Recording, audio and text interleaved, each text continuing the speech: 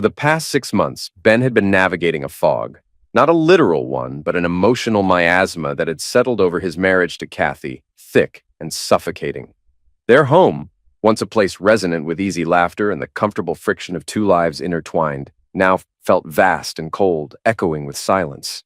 He remembered Kathy's laugh, a bright, infectious sound that could slice through his worst moods.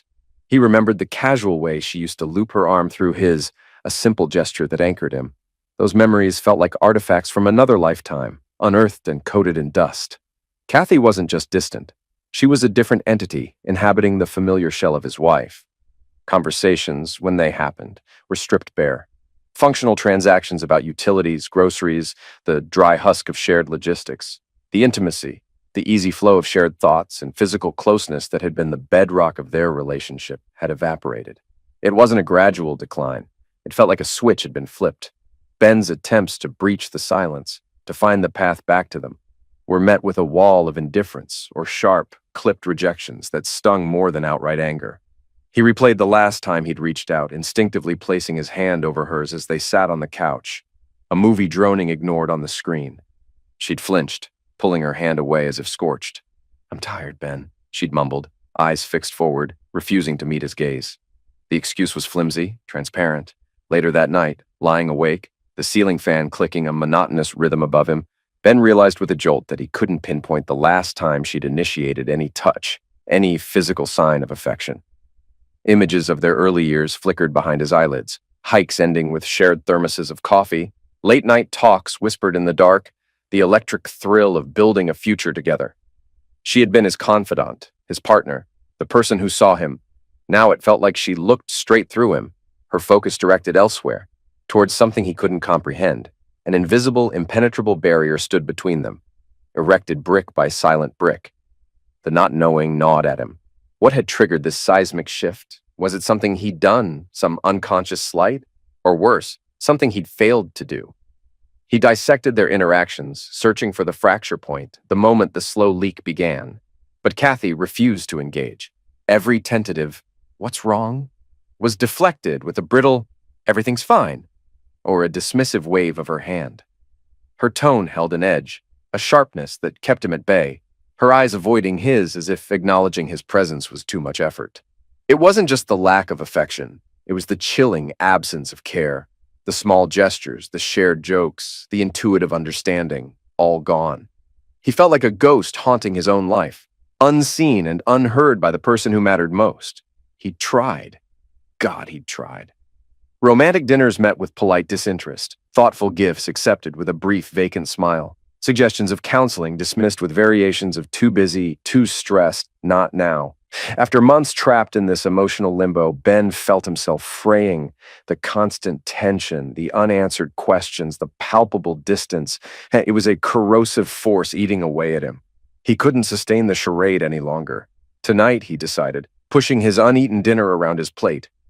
Tonight, he would force the issue. No more tiptoeing, no more swallowing his hurt. He needed answers, even if the truth shattered the fragile remnants of their life together. He found her curled on the living room sofa, bathed in the cool blue light of her phone screen, thumbs scrolling rhythmically. Her expression was placid, detached, utterly absorbed in whatever digital world held her captive.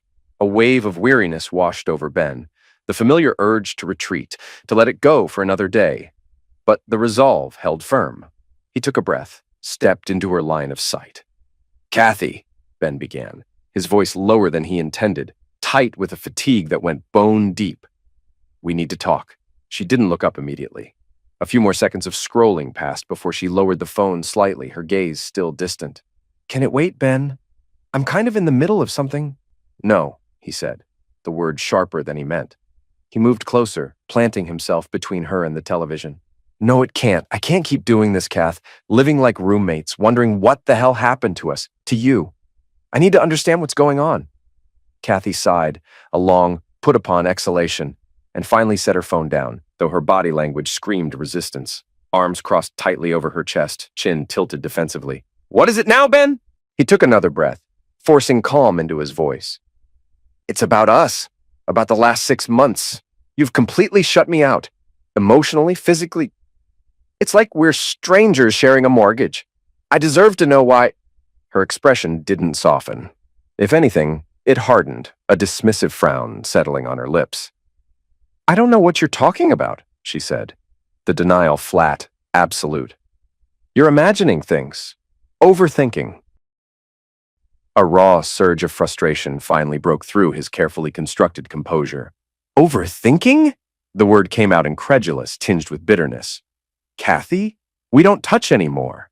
You recoil if I even brush against you.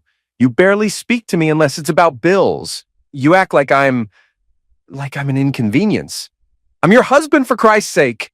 Don't I deserve some kind of explanation?" Kathy's eyes narrowed, a glacial calm descending over her features that was somehow more chilling than anger. "Ben, my body is my choice," she stated, her voice perfectly even, devoid of emotion. "Frankly, you should be asking permission before you even think about touching me. I live my life the way I choose. My boundaries need to be respected." The words landed like stones, heavy and brutal. Ben stared at her, momentarily speechless. The air left his lungs in a rush. "What?" he finally managed, the sound barely a whisper. "Kathy, where is this coming from? This isn't you. Not the you I married. This started 6 months ago. It's like you've been replaced. Do you even hear yourself right now? None of this makes any sense." A flicker of something, anger, contempt, flashed in Kathy's eyes before the icy mask slipped back into place. "I used to be naive," she snapped, the words clipped and sharp. "Easily influenced. I let societal expectations dictate how I should feel, how I should act. But I've educated myself. I see things clearly now. A woman has inherent rights that supersede a man's expectations. You need to accept my choices, meet my demands." Ben felt a dizzying sense of vertigo, as if the floor had dropped away beneath him. The woman standing before him, spitting these alien phrases, felt like a stranger wearing his wife's face. "Kathy," he said, his voice trembling slightly with disbelief. "What are you talking about? Demands? I've never disrespected you. I've always supported your choices, given you space, compromised. What happened? Did you join some online group? Read some radical feminist blog?" Her eyes blazed. "There it is," she shot back, voice rising. "Minimize my feelings, accuse me of being irrational, influenced by radical ideas. And let's be honest, Ben, this isn't about boundaries for you. You're just pissed off because I stopped wanting to sleep with you. That's all men like you ever really care about, isn't it? Your base desires." Ben pressed the heels of his hands into his eyes, a wave of exhaustion and despair washing over him. The sheer absurdity, the deliberate twisting of reality, it was too much. Was this really happening? Was there anything left here worth fighting for? He lowered his hands slowly, meeting her defiant gaze. His expression was etched with pain, but also a dawning, grim resignation. "Fine, Kathy," he said, the words slow, measured, heavy with finality. "If that's the framework you want to operate under, let's apply it consistently. My wallet is my choice. My money is my choice. So, here's the deal. Effective immediately, you get a full-time job, a real one, and you start paying exactly half of every single household expense. Mortgage, utilities, food, insurance, 50%. How's that for respecting choices and boundaries?" Kathy's face contorted, flushing a deep, mottled red. "That's financial abuse!" she shrieked, her voice cracking with rage. "You're trying to control me, manipulate me. I knew you'd resort to threats and emotional blackmail." "Manipulation?" Ben echoed, throwing his hands up, the last vestiges of hope draining away. "Kathy, I don't even recognize you anymore. When did you become this person? When did you lose yourself?" She sprang to her feet, trembling visibly, her fists clenched at her sides. "This," she spat, jabbing a finger towards him, "this is exactly why I've changed. Because of men like you, thinking you can gaslight women, dismiss their feelings, control them with money." Ben stood too, his own anger finally surging, hot and righteous. "Gaslight you? I've spent months bending over backward, trying to figure out what was wrong, trying to reconnect, trying to salvage our marriage. And what did I get? Silence, rejection, accusations. You treated me like the enemy, like I was the source of all your problems." The air crackled between them, thick with unspoken resentment and years of shared history, now curdling into poison. They stood locked in a stalemate, breathing hard, the angry words hanging heavy in the silence. Beneath the anger, Ben felt a profound, crushing sadness settle in his chest. This wasn't a partnership anymore. It wasn't even a disagreement. It was war. He turned away first, unable to look at the stranger his wife had become. The word divorce, once unthinkable, now echoed in his mind not as a failure, but as a potential escape hatch, a way out of the fog. The fluorescent lights of the lawyer's waiting room felt harsh, clinical. Ben sat stiffly, staring at the framed print on the wall, a generic landscape that did nothing to soothe the knot tightening in his gut. White and Associates. It sounded solid, reliable. He needed solid right now. He wasn't impulsive, never had been. But the thought of enduring another day, another week, another year of Kathy's coldness, her bizarre pronouncements, the aching void where their connection used to be. It was intolerable. Trevor White was exactly what Ben expected. Mid-50s, sharp suit, firm handshake, eyes that assessed everything with calm professionalism. For the next hour, Ben unburdened himself. He laid out the timeline. The gradual withdrawal escalating over 6 months, the stonewalling, the physical rejection, the strange, almost cult-like rhetoric about boundaries and demands, the final, explosive argument. He spoke evenly, trying to keep the emotion tamped down, presenting the facts as clearly as he could. Trevor listened patiently, his pen scratching occasional notes on a legal pad. He didn't interrupt, didn't offer platitudes. When Ben finally fell silent, exhausted from the telling, Trevor leaned back, fingers steepled. "It's a challenging situation, Ben," he said, his voice measured, but not unheard of. Dramatic shifts in personality, particularly coupled with withdrawal and rigid ideologies, can sometimes indicate external factors. He paused, adjusting his glasses. She might be deeply involved in a new belief system, perhaps influenced by online communities, or it could be something more personal. Ben's stomach clenched. More personal, you mean like someone else? The thought had flickered at the edges of his mind, but he'd pushed it away. Trevor gave a slight, non-committal shrug. It's a possibility. Infidelity often manifests in sudden secrecy, personality changes, and emotional distancing, but he held up a hand. Let's not leap to conclusions. Right now, we focus on your options. We can begin drafting the divorce petition immediately, or you could take some time. Observe, gather more information. Understanding the full picture might give you clarity, perhaps even leverage, should this proceed contentiously. Ben nodded slowly, the lawyer's pragmatic approach cutting through his emotional turmoil. Okay, let's hold off on the paperwork, just for a bit. I need to see. That evening, Ben sat at the kitchen table, laptop open, spreadsheet glowing. He meticulously listed every shared expense. Mortgage, property tax, insurance, utilities, internet, groceries, car payments. He double-checked the figures, the sum total stark insignificant. He divided it precisely by 2. His own salary easily covered his half. He typed Kathy's required contribution onto a separate document, printed it, and folded it neatly. From the back of the hall closet, he retrieved a simple, unadorned wooden box, maybe meant for keepsakes or recipes. He placed it squarely in the center of the kitchen counter, the folded paper beside it, a silent declaration. Kathy came home later than usual, dropping her keys with a clatter. Ben was waiting, seated at the table, outwardly calm. He gestured towards the counter. "Kathy," he said, his voice neutral. "That paper details our monthly household expenses. I've covered my 50%. The box is for your share." She froze mid-step, her eyes narrowing, instantly suspicious. What is this supposed to be, some kind of power play? "No," Ben replied evenly. "It's respecting your stated desire for independence and defined boundaries. If we're equals, as you say, then we share the responsibilities equally. This is your half." Her face flushed, anger tightening her features. "This is coercion, Ben. You're punishing me because I won't conform to your expectations." "No, Kathy," he countered, keeping his voice steady, firm. "I'm acknowledging the new rules you've established. Independence isn't just about making demands. It comes with responsibility. I've carried the financial weight of this household almost entirely for years. If the dynamic changes, the financial arrangement has to change with it." Her eyes flashed. "You know my part-time job doesn't pay anything near what you make. This is completely unfair." "Then perhaps it's time you found a job that does," Ben responded, his tone unwavering. He nodded towards the box. "The first bills are due at the end of the month. Your contribution needs to be in there by then." Kathy stared at him, speechless for a moment, before whirling around and storming towards the bedroom, muttering about manipulation and emotional abuse under her breath. Ben didn't react.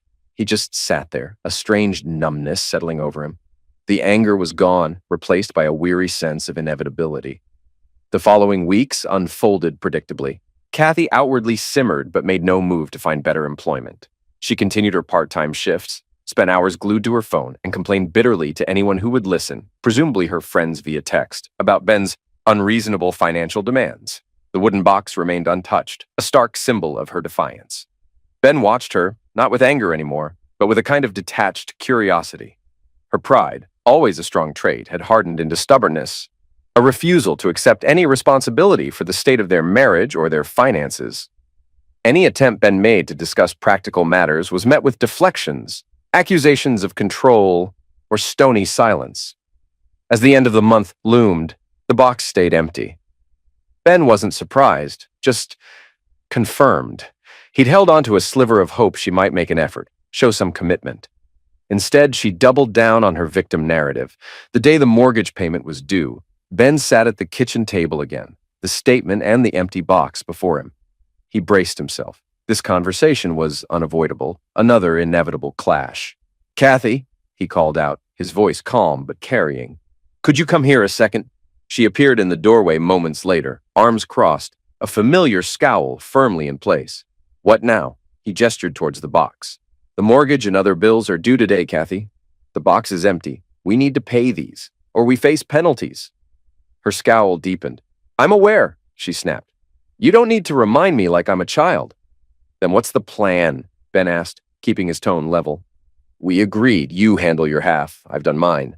That was the spark. Her composure shattered. "Unbelievable!" Her voice rose, sharp and accusing. "You're my husband, Ben. A real man provides. He doesn't nickel and dime his wife. This is pathetic." A cold anger, different from his earlier frustration, rose in Ben. "Pathetic!" he shot back, his voice dangerously quiet. "You demand independence, lecture me about boundaries and choice, treat me like dirt for months, and now you want to talk about traditional roles? You want to play by your rules? Fine, but those rules apply to everything.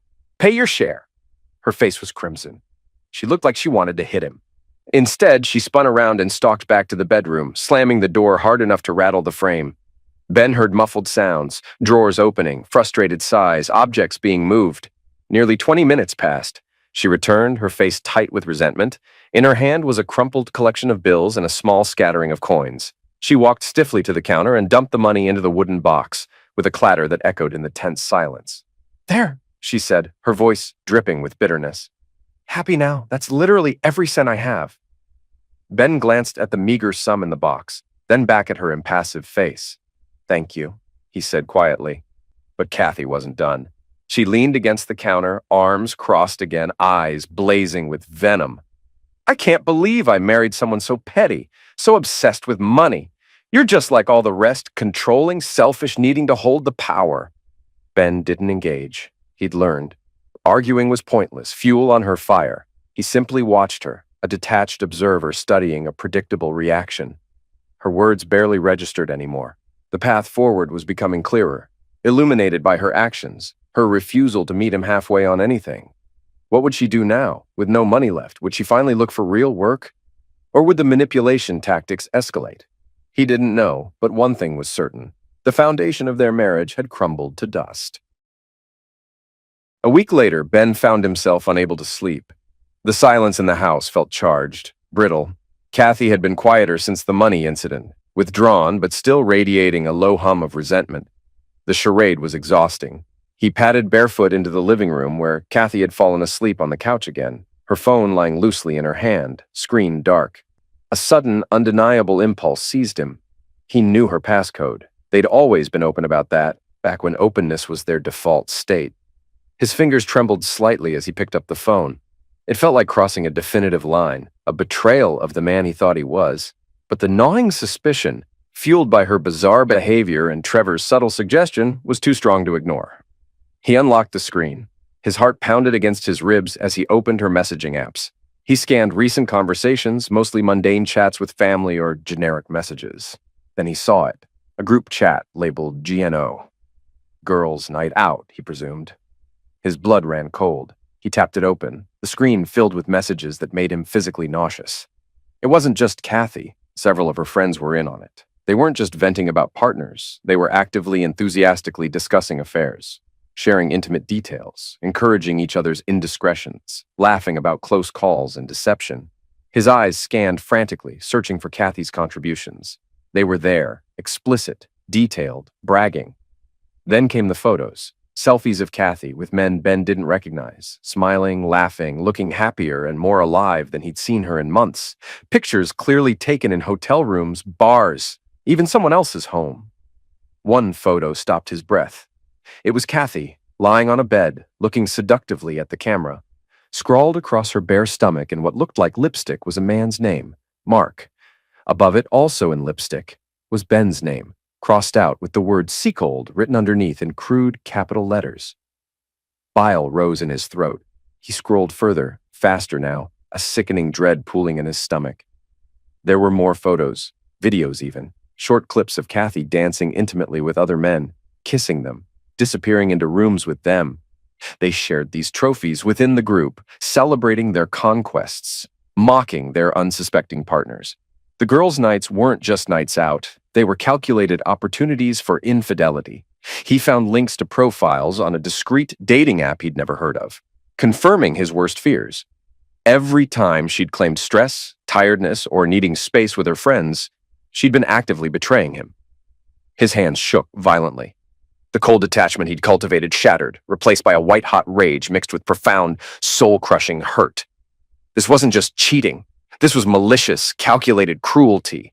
The contempt, the mockery, as it was devastating. His mind raced. Trevor's words echoed, "Gather more information! Leverage!" With trembling fingers moving purely on instinct, Ben started downloading everything. Every incriminating message, every photo, every video. He saved them to a hidden folder on his own phone, then transferred them to a secure cloud drive, triple-checking they were safely stored. He carefully navigated back, deleted his activity from her phone's recent usage logs, and placed the device back exactly where he found it, nestled beside her sleeping form. He backed away slowly, retreating to the dark kitchen, leaning heavily against the counter, struggling to breathe. The woman sleeping peacefully on the couch wasn't just distant or difficult. She was a calculating liar, living a secret life built on deceit and contempt for him. The last 6 months weren't a mystery anymore. They were a lie. The decision was no longer a question. It was a certainty. He texted Trevor immediately, the message blunt. "Get the papers ready. Now." The response came quickly. "Understood. They'll be ready by tomorrow afternoon." Tomorrow couldn't come soon enough. The confrontation, the divorce, it wasn't just an escape anymore. It felt like reclaiming his stolen reality. The next morning, the air in the kitchen was thick with unspoken tension, at least on Ben's side. Kathy, however, seemed oblivious, humming lightly as she made coffee, acting almost cheerful. It was jarring, surreal, knowing what he now knew. "Morning, honey," she chirped, turning with a smile that didn't reach her eyes. "Morning," Ben replied, his voice flat, devoid of inflection. She poured herself a mug, sat opposite him. The small talk felt like shards of glass in his ears. Then her demeanor shifted, becoming faux casual, almost playful. "You know, Ben," she began, stirring her coffee with exaggerated slowness. "This is a bit awkward, but I was wondering if you could possibly spot me, like $150, just till payday next week. I swear I'll pay you right back." Ben stared at her. The audacity, after everything. After the lipstick message. After the lies. He felt a cold calm settle over him, the rage momentarily banked by sheer disbelief. He remembered her desperate performance the night before, the sudden attempt at warmth, the invitation back to their bed he'd rebuffed. It all clicked. She thought her little charm offensive had worked, softening him up for a loan. He leaned back, meeting her expectant gaze. $150, he repeated quietly. "Actually, Kathy, I have something better for you." Her eyes lit up slightly. A hopeful little smile played on her lips. "Better? Like $200? She asked, trying for a lighthearted tone. Ben reached down beside his chair, picked up the crisp manila envelope Trevor had couriered over that morning, and slid it across the table towards her. "This," he said simply. The smile vanished from Kathy's face. Confusion flickered in her eyes as she picked up the envelope. Her fingers fumbled slightly with the flap. She pulled out the documents, her eyes scanning the heading. Petition for dissolution of marriage. The color drained from her face. She looked up at him, eyes wide with shock, then back down at the papers as if unable to comprehend what she was seeing. "Ben?" she stammered, her voice suddenly small, trembling. What is this?" "It's exactly what it looks like, Kathy," Ben said, his voice steady, glacial. "Divorce papers. I've thought long and hard. This isn't working. It hasn't been working for a long time. It's over."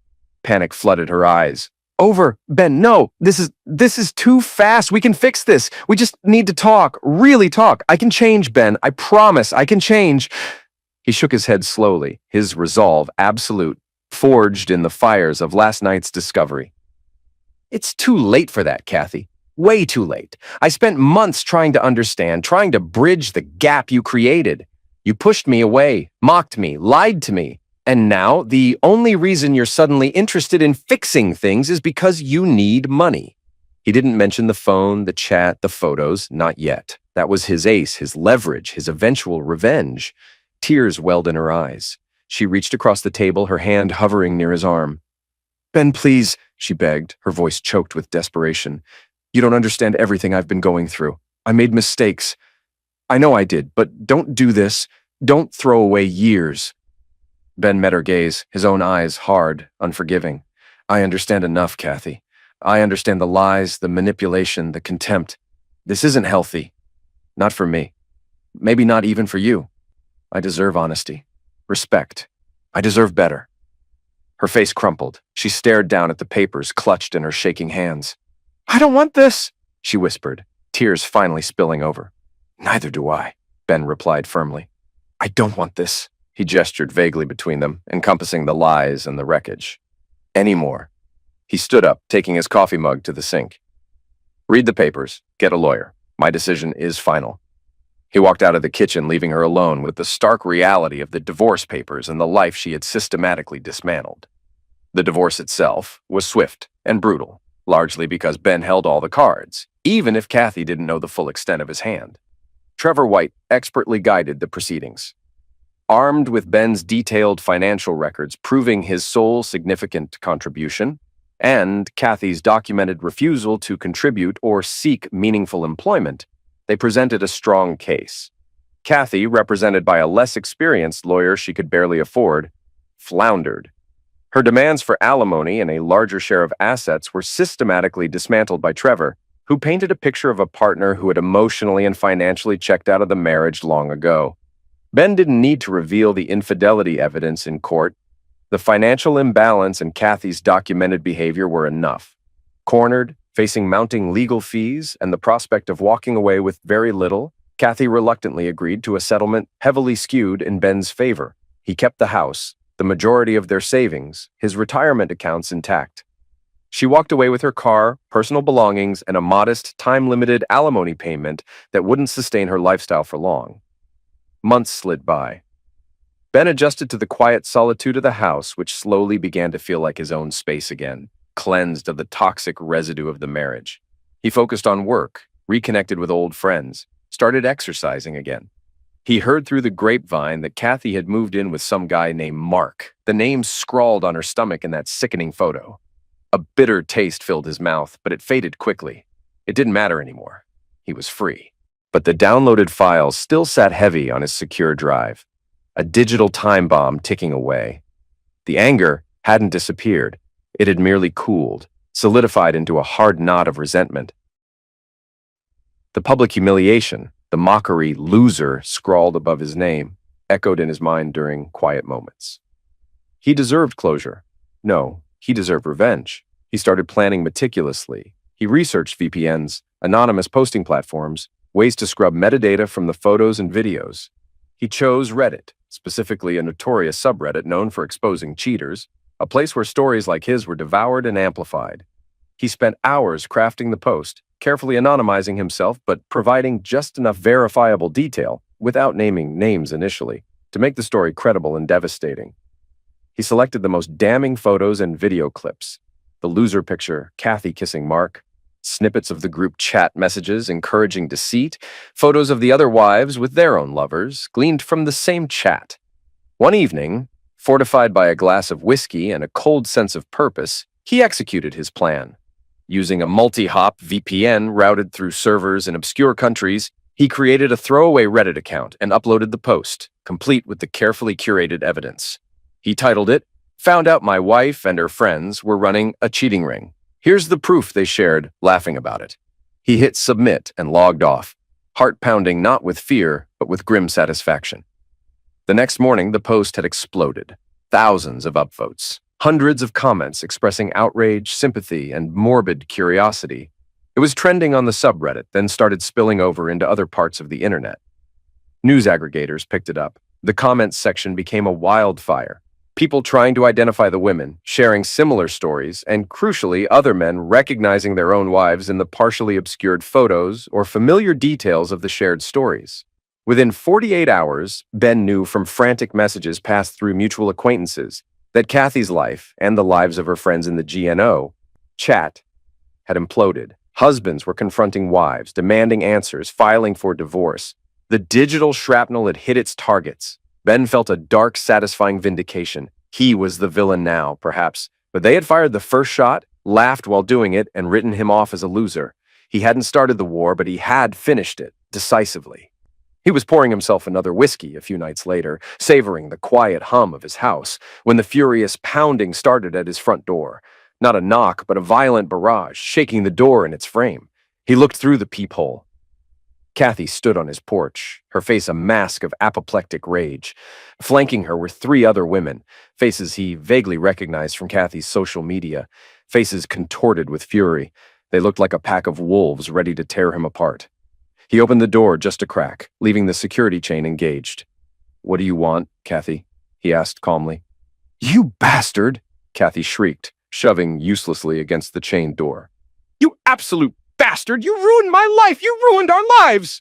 The other women echoed her fury, shouting threats, accusations. "You posted that video, those pictures!" Another woman screamed, tears of rage streaming down her face. "My husband left me because of you. We'll sue you for everything you have. We'll destroy you." Ben kept his voice level, almost bored. "Sue me? For what? Posting a video?" He allowed a small, cold smile. "First, you'd have to prove I posted it." That post was anonymous, uploaded through layers of security. Could have been anyone who got hold of that chat log. Maybe one of your boyfriends got jealous? Maybe one of your friends decided to burn it all down? You guys, he gestured vaguely at the furious quartet, pissed off a lot of people, apparently. Like, what, 10 different guys? Any one of them could have done it. Good luck proving it was me in court. Their fury seemed to momentarily falter, replaced by sputtering confusion. They hadn't thought that far ahead. "You're lying," Kathy insisted, but the conviction was weaker. "Am I?" Ben countered smoothly. He pulled out his phone. "Right now, you four are trespassing on my property, screaming threats and causing a disturbance. I wonder what the police would think." He started dialing. "Yeah, emergency." "I need officers at my address immediately. There are several individuals trespassing, threatening me, and refusing to leave." Panic flashed across the women's faces. Suing was one thing. Facing trespassing charges was another. "You wouldn't," one of them gasped. "Try me," Ben said, his voice like ice. He kept the phone to his ear, relaying his address clearly.